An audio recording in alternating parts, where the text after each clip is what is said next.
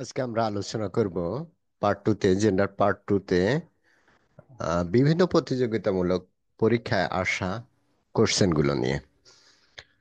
Part ওয়ানে আমরা আলোচনা করেছিলাম জেন্ডারের বেসিক রুলগুলো নিয়ে, জেন্ডারের ডেফিনেশন, ক্লাসিফিকেশন, ফরমেশন, এগুলো নিয়ে।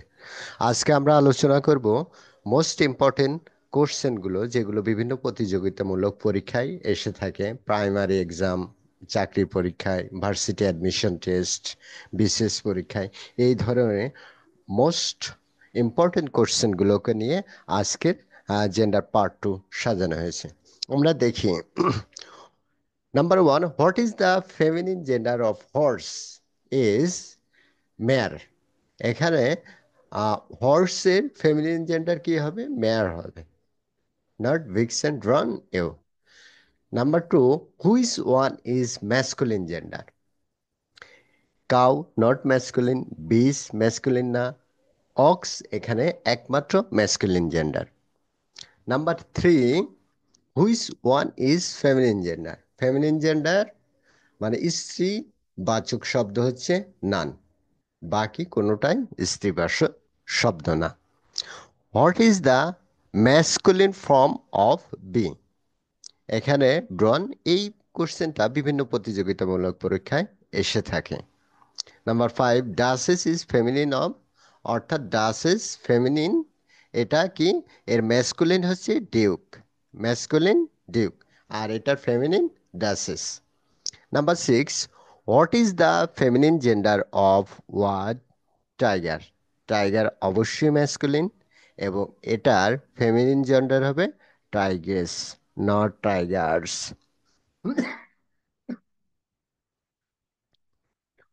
Number seven, which one is masculine gender? Masculine gender এখানে ড্রাগ, এটা হচ্ছে ম্যাসকুলিন জেন্ডার, বাকি কোনোটাই ম্যাসকুলিন জেন্ডার না। Number eight, what is the opposite gender of lad? Lad masculine gender, এটা পুরুষবাচক শব্দ, এর অপোজিট জেন্ডার হচ্ছে girl. Number nine, the opposite gender of doctor is doctor, of course এটা হচ্ছে পুরুষবাচক শব্দ, দ্যাটস ওয়াই এটা লেডি ডক্টর, নট ডক্টরেস কিংবা নার্সও হবে না। তাহলে ডক্টরের অপোজিট জেন্ডার লেডি ডক্টর, বা ডক্টরের ফেমিনিন জেন্ডার হচ্ছে lady doctor. Number ten, Begum Sufia Kamal is a famous. Begum Sufia Kamal স্ত্রীবাচক যেহেতু শব্দ, তো উনি একজন পয়েট, এই জন্য পোয়েট্রেস হবে, নট পয়েট, মানে মহিলা কবি, পোয়েট্রেস।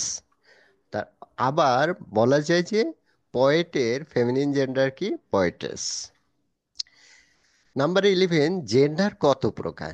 জেন্ডার চার প্রকার, অফকোর্স, এর আগে আমরা পার্ট ওয়ানে আলোচনা করেছি।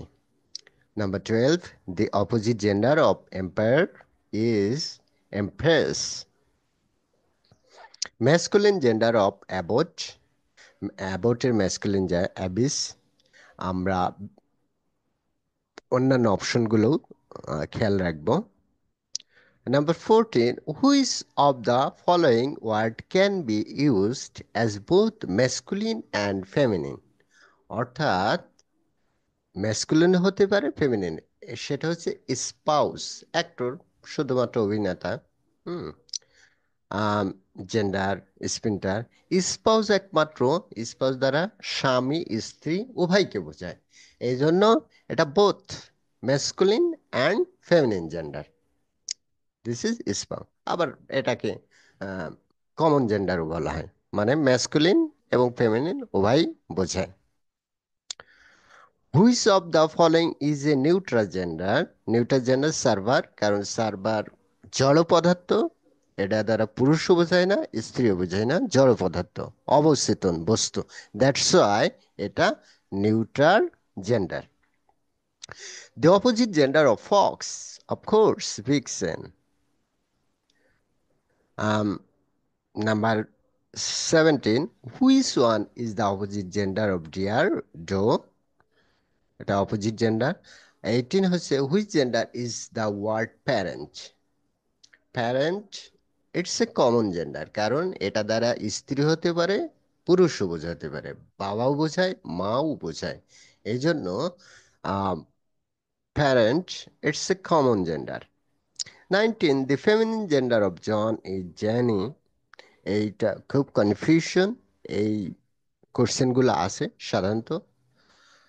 Last 20, the masculine form of show is bore.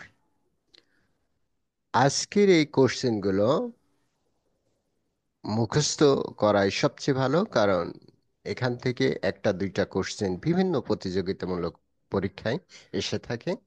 এ ধরনের বিভিন্ন প্রতিযোগিতামূলক পরীক্ষায় এ ধরনের আরো কোশ্চেন যদি পেতে চান, তো সেক্ষেত্রে কমেন্টে জানাবেন এবং এডু ডট চ্যানেলটি সাবস্ক্রাইব করে পাশে থাকবেন।